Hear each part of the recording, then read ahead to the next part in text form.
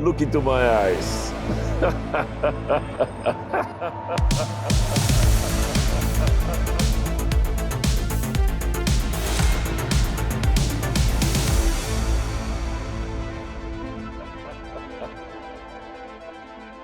What makes Flir detectors unique?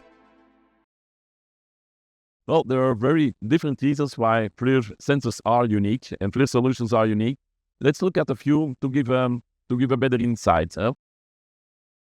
The first part, I think a very important part, obviously, is that we have been always known to have an excellent detection, both, let's say, for urban and for an interurban environment, for intersection control, pedestrian detection, bicycle, and all that.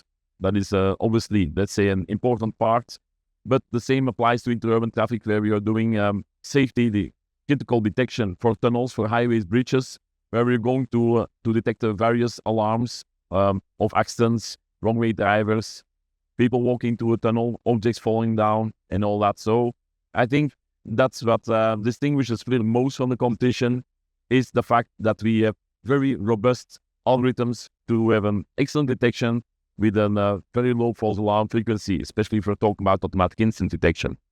So that's the first part. The second part, where we are very unique, I think, is that all the hardware that we are making is made by Flir itself. Why is that so important? The reason is that this hardware is developed for the traffic environments. So, for example, you have to operate from, let's say, the Middle East, where it can get extremely hot, to regions like Alaska, where it can get extremely cold. So we can go from, let's say, very extreme temperature conditions where we still have to operate. So that's quite distinct from, let's say, more commercial products on the market that have quite a limited temperature range. That's only one example, let's say, of the operation. It's also reliability of the hardware.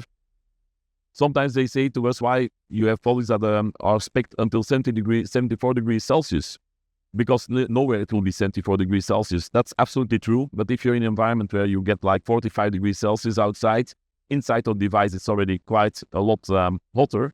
And then the third part is, if you're always reaching, let's say, those limitations of high temperature, that you're getting to the limit of what your product is capable of, then you have a very strong degradation of your hardware. So by us having a very robust hardware, extreme, let's say, weather conditions and temperature conditions makes that the hardware will operate for much longer time than the normal, let's say, cameras out there sold, for example, for security applications. So that's an important thing. The second thing is that, let's say, the hardware itself is designed for all its environments, not only in temperature, but if you, for example, take a look at our dual, a traffable dual or a normal traffable AI, let's say there, you're in a tunnel environment. In a tunnel environment, it's very corrosive.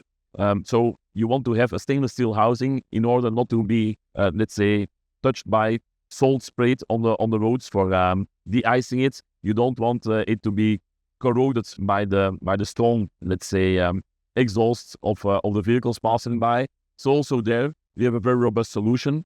Another part, for example, in these cameras is IP66, IP67. Why? Because they can use in tunnels, for example, a spray, let's say a strong spray of water to clean the tunnel. Well, if it hits the cameras, you don't want to have water ingress. So also there, we are making these devices very robust to operate in these type of conditions. So I think that, let's say, a second very strong point is we are making products for the traffic market. We are not taking products, let's say, from other, let's say, industries, trying to implement it for our applications, because we feel that there are always things that are lacking that make it less robust in the circumstance that we have to operate in. So that's the second part that I think is very important.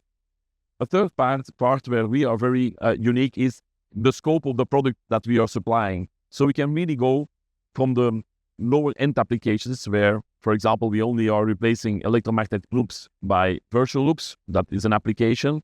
For example, another is that we're only detecting pedestrians waiting at the intersection. Why? Because you probably do not want to purchase a system that can do everything if you only have a limited scope necessary. So if you only need a very limited scope of that very strong analytics product, then you also don't want to pay for the full price. And that's the reason why we are having solutions that are going from the low end, but also completely to the high end, where we are actually going to combine a very high-end thermal sensor together with a high-end visual sensor for a lot more applications, for a lot more functionalities that we can operate in.